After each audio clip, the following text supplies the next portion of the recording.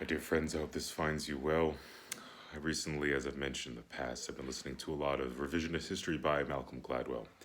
A couple weeks ago, I shared a Dvar Torah based on an idea that I heard, and I want to do the same this week. This week, I came across an old episode called The Obscure Virus Club. And of course, in light of all the things that are going on in the world, this one stood out to me. And the episode followed the lives of three scientists primarily: Ludwig Gross, Howard Temin, and Bob Gallo. And what they all had in common was that they studied a particular type of virus first that emerged in animals, in chickens, and in rats. And it was very strange because they were seeing behavior within this particular virus that they hadn't seen before.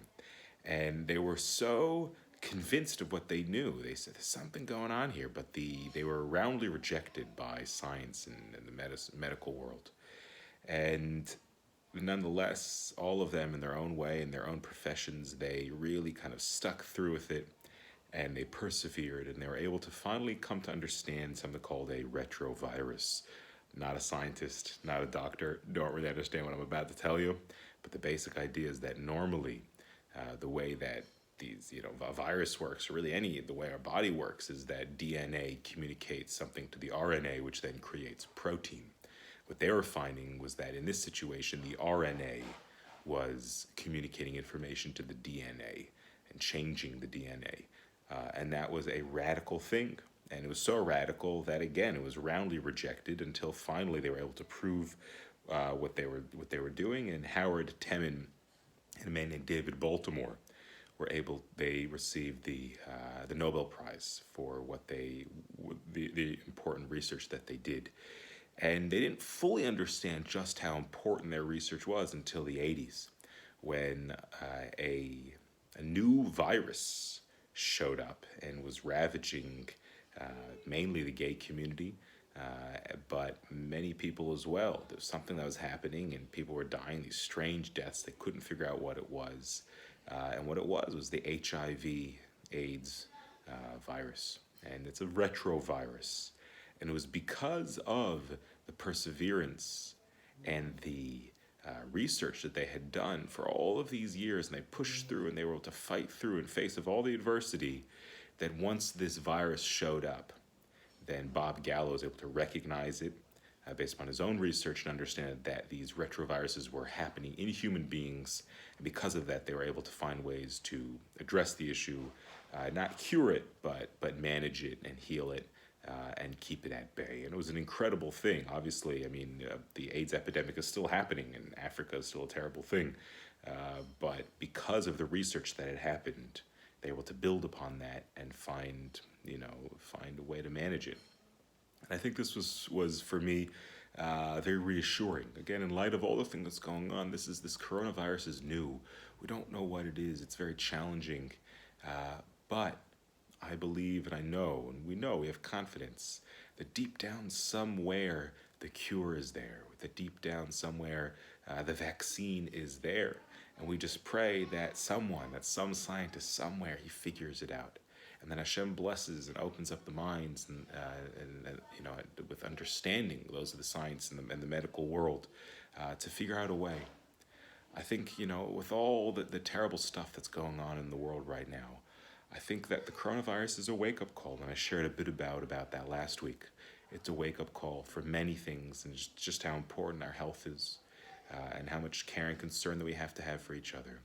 But it's a wake-up call to say, once again, my friends, we're all connected. We're all connected. And maybe, just maybe, this terrible crisis that we face can push us as a humanity to say, we need to come together.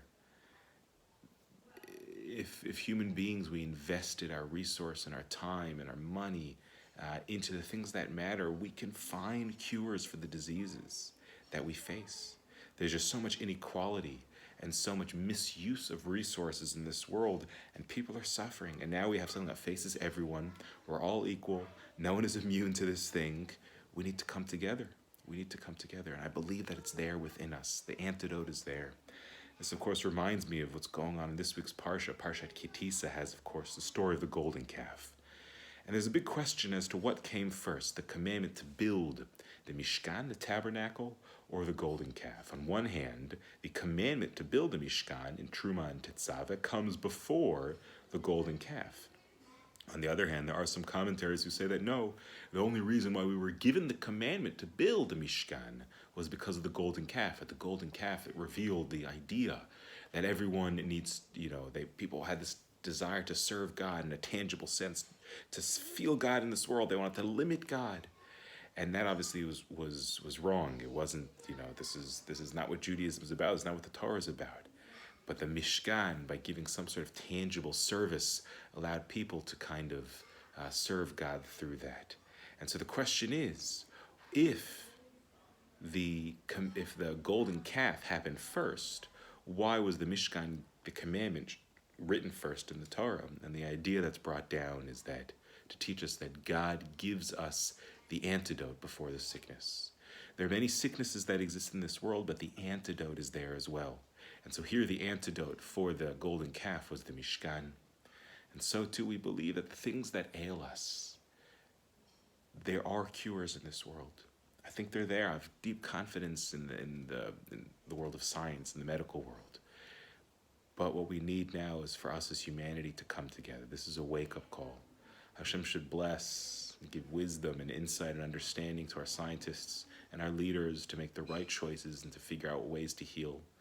And this is a bracha, this is a deep bracha. We have difficult times ahead, but with faith and with community, looking after each other, checking in on each other, we're going to get through this. We're going to get through this. There are some people who are very vulnerable right now. We have to have them in our minds and in our actions.